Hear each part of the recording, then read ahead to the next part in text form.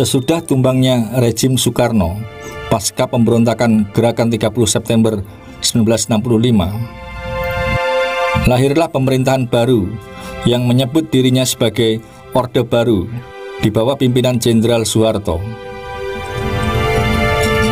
Sejumlah tokoh Masyumi menyambut kelahiran rejim Orde Baru dengan penuh antusias.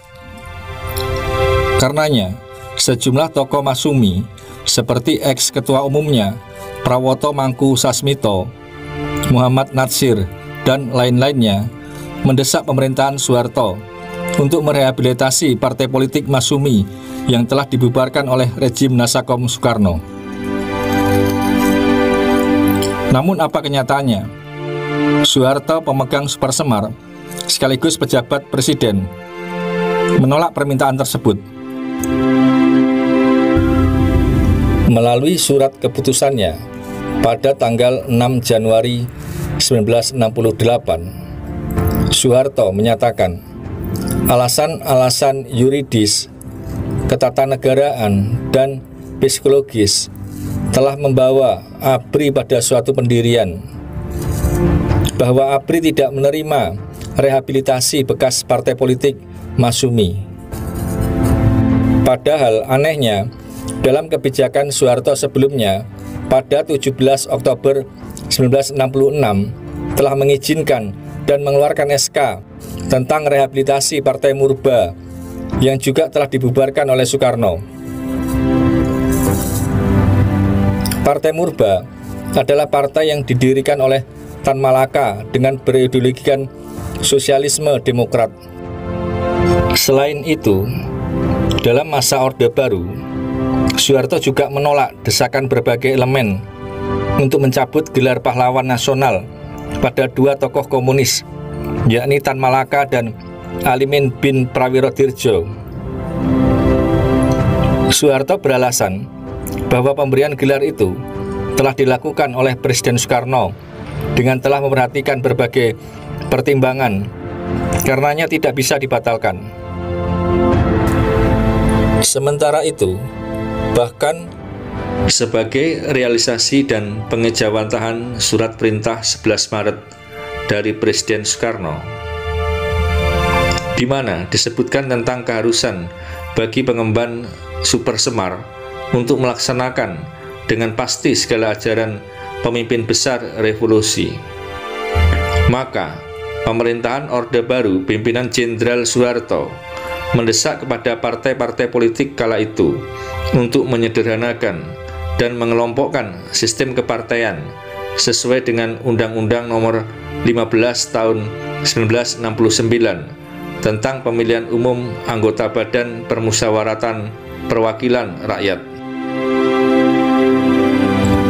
Gagasan untuk melakukan penggabungan atau istilahnya fusi partai politik ini sebelumnya disampaikan oleh Presiden Jenderal Soeharto dalam Kongres ke-12 Partai Nasional Indonesia PNI pada 11 April 1970 di Semarang.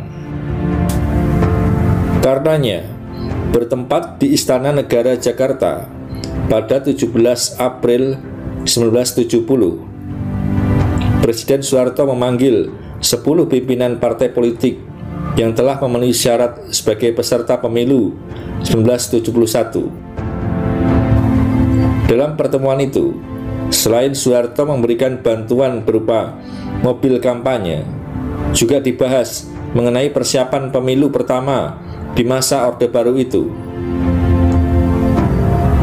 Pada saat itulah Soeharto mengutarakan gagasannya soal fusi partai politik. Namun beberapa partai politik menolaknya dengan menyatakan menunggu hasil perolehan suara. Dan setelah pelaksanaan pemilu 1971, dengan memperhatikan hasil perolehan suara, Soeharto mengklaim bahwa partisipasi politik rakyat Indonesia ternyata didasarkan pada unsur-unsur utama yang ada dalam masyarakat. Kemudian, Soeharto menggolongkan unsur-unsur itu menjadi 3, yakni unsur nasionalis, unsur agama, dan unsur sosialis Pancasila. Dengan begitu, ia mempertahankan gagasan Nasakomnya Soekarno dengan mengubahnya sedikit dari Nasakom, nasionalis agama dan komunis, menjadi Nasasos, nasionalis agama sosialis, di mana akronim yang sama dengan hanya mengganti komunis menjadi sosialis. Akibat kebijakan Soeharto tersebut, partai-partai Islam peserta pemilu 1971, yakni NU, PSII, PERTI, dan Parmusi, pada tanggal 5 Januari 1973 diharuskan berfusi atau melebur menjadi satu partai politik yang bernama Partai Persatuan Pembangunan dengan ketuanya sementara HMS Mintarja Sarjana Hukum. Dan 6 hari kemudian, setelah Partai Persatuan Pembangunan berdiri, maka pada tanggal 11 Januari 1973, 5 buah partai politik yang tergabung dalam Kelompok Demokrasi Pembangunan, yakni PNI, Parkindo, IPKI, Partai Katolik, dan Partai Murba, menyatakan meleburkan diri dalam satu partai yang bernama Partai Demokrasi Indonesia atau yang disingkat dengan PDI. Sebagai ketua umum PDI yang pertama adalah Muhammad Isnaini.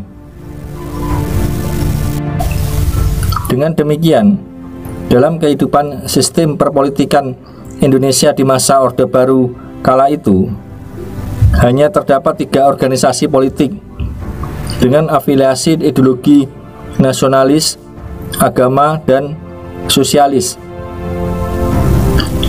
Sehingga amanat Presiden Soekarno agar pengemban Super Semar, yakni Letjen Soeharto kala itu, untuk melaksanakan dengan pasti ajaran-ajaran pemimpin besar revolusi, utamanya tentang konsep Nasakom, dapat terus berjalan. Karena Golkar dengan tanda gambar pohon beringin dengan warna latar kuning dianggap mewakili unsur nasionalis,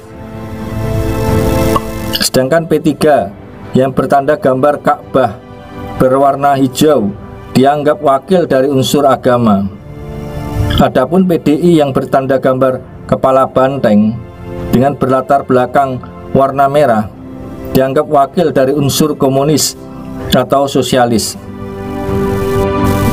Karenanya, beberapa pakar sejarah dan politik Indonesia berpendapat bahwa rezim Orde Baru Soeharto adalah wujud reinkarnasi rezim Nasakom Soekarno. Bagaimana? Setujukah Anda dengan pendapat mereka?